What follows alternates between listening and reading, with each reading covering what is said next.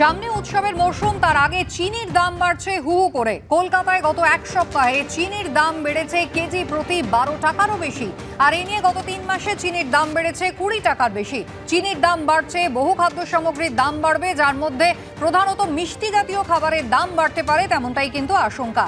যোগানে টান পড়েছে সরকারের তরফে, তাই চিনি মজুতের সীমা এবার বেঁধে দেওয়া হলো।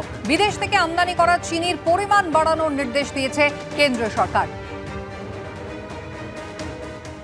কিছুক্ষণ আগে আমরা ছিলাম মানিকতলা বাজারে। সেখানে 66 থেকে 67 টাকা কিলো প্রতি বিক্রি হচ্ছে, কিন্তু সেখান থেকে অনেকটাই রেট বেশি কিন্তু দক্ষিণ কলকাতার লেক মলে যেখানে আমরা রয়েছি সেই লেক মার্কেটে। এবং সেখানে বলা হচ্ছে যে এখনো পর্যন্ত যা স্টক তাতে 66 থেকে 67 টাকাতে তারা কিনছেন একেবারে মহাজনের কাছ থেকে, কিন্তু সেটা যখন তারা বিক্রি করছেন তার দাম কিন্তু কিলো প্রতি প্রায় 70 টাকা।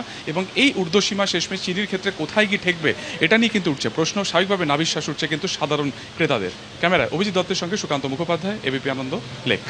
সল্টলেকে কিডনি পাচার চক্রে নাম জড়ালো পাঞ্জাব এবং উত্তরপ্রদেশের। চাকরির প্রলোভন দেখিয়ে লুধিয়ানায় নিয়ে গিয়ে কিডনি বের করে নেওয়ার অভিযোগ। মঙ্গল মণ্ডল নামে এক যুবকের অভিযোগের ভিত্তিতে এক এজেন্টকে গ্রেফতার করল পুলিশ। এজেন্ট প্রভাস মণ্ডলকে গ্রেফতার করেছে বিধাননগর থানার পুলিশ। দ্রুত প্রভাস মণ্ডলকে জিজ্ঞাসাবাদ করে উত্তরপ্রদেশের বাসিন্দা শাকিলের খোঁজ এবার চালাচ্ছে পুলিশ। এই শাকিল কিডনি পাচার চক্রের মাস্টার মাইন্ড বলে সন্দেহ বিধাননগর পুলিশের।